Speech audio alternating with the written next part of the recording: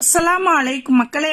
நபி மூசா அலைஹிஸ்ஸலாம் அவர்கள் சுஐப் அலைஹிஸ்ஸலாம் அவர்களினுடைய 2 பெண்களுக்கு தண்ணீர் இறைத்து கொடுத்த கிணறு இதுதான். நபி மூசா அலைஹிஸ்ஸலாம் அவர்கள் மத்தியன் நகருக்கு வந்தவுடன் மக்கள் எல்லாம் இந்த நீர்த்துறையில் தண்ணீர் பிடித்துக்கிட்டு நிற்கிறாங்க. 2 பெண்கள் மட்டும் மக்களை விட்டு ஒதுங்கி நிற்கிறார்கள். அப்ப நபி மூசா அலைஹிஸ்ஸலாம் அவர்கள் அந்த பெண்களிடம் பேசுகிறார்கள்.